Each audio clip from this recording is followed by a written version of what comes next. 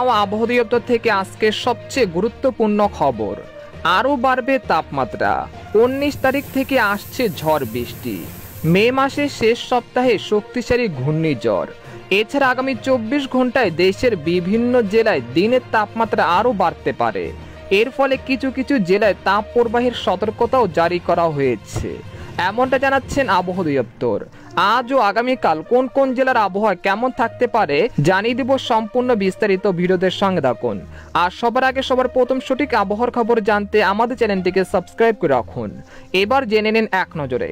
আবহাওয়ার পূর্বাভাসে বলা হয়েছে আগামী কয়েকদিন সারা দেশে দিনের তাপমাত্রা সর্বোচ্চ 5 ডিগ্রি সেলসিয়াস পর্যন্ত বাড়তে পারে। একই সঙ্গে দেশের বিভিন্ন অঞ্চলে শুরু হতে পারে মৃদু থেকে মাঝারি ধরনের তাপপ্রবাহ বলে জানিয়েছেন বাংলাদেশের আবহাওয়া দপ্তর। এছাড়া গত 24 ঘন্টায় দেশের সর্বোচ্চ তাপমাত্রা রেকর্ড করা হয়েছে রাজশাহীতে 37 ডিগ্রি সেলসিয়াস। এই সময় ঢাকার সর্বোচ্চ তাপমাত্রা ছিল 34 ডিগ্রি সেলসিয়াস। এদিকে আবহাওয়ার আরেক সতর্ক বার্তা বলা হয়েছে বর্তমানে টাঙ্গাইল, রাজশাহী, পাবনা, যশোর, নীলফামারী, রাঙ্গামাটি ও ফেনী জেলার উপর দিয়ে মৃদু তাপপ্রবাহ বয়ে যাচ্ছে এবং তা অন্যান্য অঞ্চলে বিস্তার লাভ করতে পারে। এছাড়া দেশের বিভিন্ন অঞ্চলে ভ্যাপসা গরমের তীব্রতা বাড়তে পারে, এতে শরীর প্রচুর ঘামতে পারে। এই পরিস্থিতি চলতে পারে মে মাসের 19 তারিখ পর্যন্ত।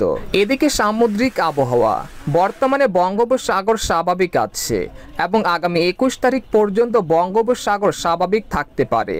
তবে আগামী 22 মে দক্ষিণ বঙ্গোপসাগরে তৈরি হতে পারে একটি ঘূর্ণাবর্ত। সেটি সোজা উত্তর দিকে শক্তি বাড়াবে। 24 মে সেটি ঘূর্ণিঝড়ের আকার নিতে পারে। 25 মে সন্ধ্যের পর দিকে ঘূর্ণিঝড়টি পশ্চিমবঙ্গ বা বাংলাদেশের দিকে যেতে পারে। তবে এটি শুধুমাত্র ধারণা, এ বিষয়ে আরও বিস্তারিত আসছে সামনের ভিডিওতে। এদিকে বাংলাদেশ আবহাওয়াবিদ মোহাম্মদ ওমর ফারুক জানান আজ সকাল 9টা থেকে পরবর্তী 24 ঘন্টায় অস্থায়ীভাবে আংশিক মেঘলা আকাশ সহ আবহাওয়া প্রধানত শুষ্ক থাকতে পারে। এই সময় সারা দেশে দিন এবং রাতের তাপমাত্রা সামান্য বৃদ্ধি পেতে পারে। পরবর্তী 5 দিনে দেশের উত্তর পূর্ব অঞ্চলে বিক্ষিপ্ত বজ্র সহ ঝড় বৃষ্টি হতে পারে। তো এই ছিল খবর। এরকম লেটেস্টিং আবহাওয়ার খবর জানতে আমাদের সাথেই থাকুন।